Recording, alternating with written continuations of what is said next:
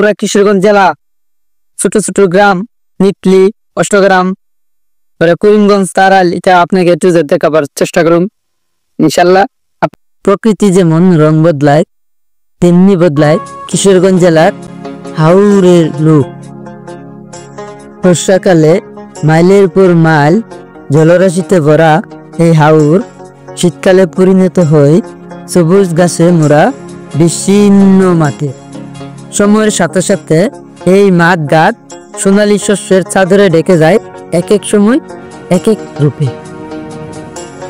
গ্রাম বাংলা আর সবুজ প্রাকৃতিক যদি আপনার ভালো লাগে তবে শুধু বর্ষাকাল নয়, যে কোনো সময় আসতে পারেন। এই কিশোরগঞ্জের হাওর ভ্রমণ হতে পারে এক দারুণ অভিজ্ঞতা। শুকনো মৌসুমে নৌকার বদলে এই সড়ক পথে মোটরসাইকেল বা প্রাইভেট কারে সরাসরি যাওয়া যায় মিঠাবন ও অষ্টগ্রাম। ভ্রমণ গাইডের জন্য আজকের পর্বে থাকছে কিশোরগঞ্জ জেলার মিঠাবন অষ্টগ্রাম হাওর ভ্রমণের বিস্তারিত। একদিনে কি ঘুরবেন, কোথায় থাকবেন, কোথায় খাবেন, থাকতে চাইলে কোথায় থাকবেন, ভ্রমণ গাইডের জন্য থাকছে খুঁটিনাটি তথ্য। কিশোরগঞ্জ জেলার নিকলি অষ্টগ্রাম মিঠাবন ও ইটনা উপজেলার সবটুকুই হাওর অঞ্চল। বর্ষাকালে এই হাওর এলাকা পরিণত হয় সমুদ্রে। ছোট ছোট গ্রামগুলি যেন দ্বীপের মতন ভেসে থাকে। বর্ষা শেষ হলে আস্তে আস্তে পানি কমতে শুরু করে, শীতকালে পুরোটাই শুকিয়ে যায়। শীতের শুরুতে প্রকৃতি মিলে ধরে এক ভিন্ন রূপে।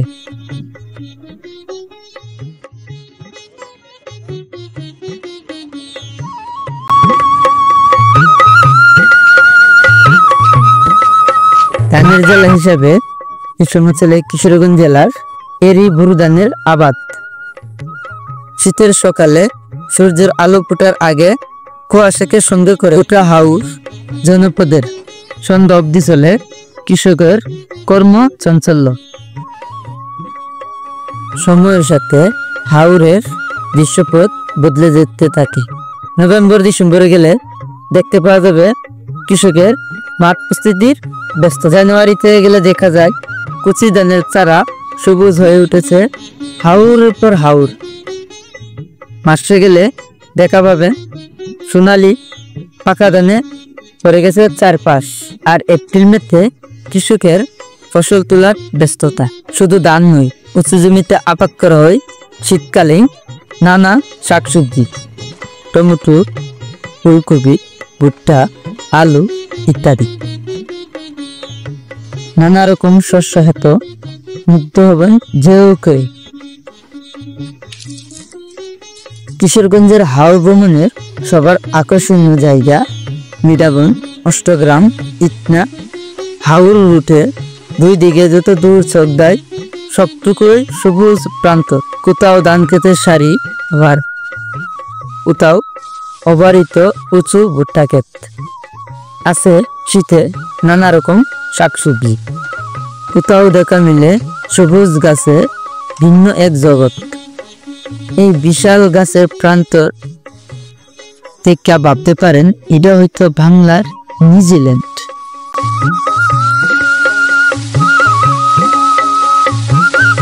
সবুজ প্রান্ত ছেড়ে গরু মহিষ ঘুরে বেড়াচ্ছে। মানুষ আছে এখানে কৃষি জমিতে কাজ করতে। তারা অস্থায় আবাদ করে তোলে হাওরের জমিতে। এখানে তাদের হাওয়া দাওয়া তাহা তাদের সংসার। ফসল তোলা শেষে বর্ষার আগে সবকিছু গুছিয়ে চলে যাবে তারা নিজ গন্তব্যে। জিরাতি নামের এই জীবনযাপন আপনাকে অবাক করে তুলবে। শীতে অন্যরকম আকর্ষণ হলো হাওরের অতিথি পাখি ফানকুড়ি, বালিহাঁস, বিভিন্ন পাখির ডাক কিচিমিচি যোগ হয়। বর্ষা শেষে পানি শেষ হয়ে গেলে সাবমার্সিবল রুটগুলি ভেসে ওঠে। এই সময় নদীগুলোতে ফ্রি চলাচল করা শুরু হল। তখন মোটর বাইক, ও প্রাইভেট কার নিয়ে সড়ক পথে চলাচল করতে পারবেন। ইটনা অষ্টগ্রাম মিটাবন। ডিসেম্বর থেকে জুন মাস পর্যন্ত ফ্রি চলাচল করতে থাকে। দুটি জনপ্রিয় পথে মিটাবন অষ্টগ্রাম যাওয়া একটি হলো কিশোরগঞ্জ সদর থেকে করিমগঞ্জ ফালিওহলা ঘাট। সেখান থেকে ফ্রিতে বা নৌকায় নদী পার হয়ে চলে যেতে পারবেন মিটাবন। এই পথে দুটা নদী ফ্রি দিয়ে পার হতে হবে। মিটাবন থেকে হাউল রোড দিয়ে যেতে পারবেন অষ্টগ্রাম বা ইটনাই। উদ্দেশ্য বাহন না থাকলে কিশোরগঞ্জ শহরে একরামপুর বাস স্টেশন থেকে একটা সিএনজি রিজার্ভ করবেন, অথবা বালিকলা ঘাট থেকে বা মিটাবন থেকে অটো রিক্সা ধরতে পারবেন বা মোটরসাইকেল লইতে পারেন হাওড় রুট ঘোরার জন্য। যাত্রাপথে গ্রাম বাংলার রূপ দেখতে দেখতে আপনি হারিয়ে যাবেন প্রকৃতির মায়ায়। ঢাকা থেকে একদিনেই ঘুরে যেতে সম্ভব, তবে আপনার খেয়াল রাখতে হবে সময়ের দিকে। তবে আপনার খুব সকালে রওনা দিতে হবে। ঢাকা থেকে 11 সিন্ধুক ট্রেনে এসে বাজিতপুর স্টেশনে নামবেন। তারপর আপনারা এখান থেকে অষ্টগ্রাম যাওয়া যাবে। তবে ট্রেনে আসা যাওয়া আপনার হাতে সময় থাকবে খুবই কম। অষ্টগ্রাম বা মিটাবনের মোটামুটি 200 খাবার হোটেল আছে। শীতের এই সময়টা হাওরের নানা রকমের দেশি মাছ পাবেন। তারপরে পাবেন স্থানীয়ভাবে পালিত হাঁসের মাংস।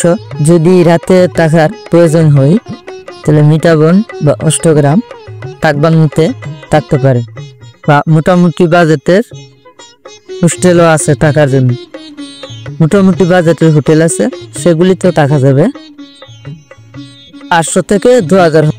ভাবতেই অবাক লাগে, বর্ষাকালে শুভ ভরে উঠবে পানিতে, গাড়ি চলার বদলে চলবে নৌকা।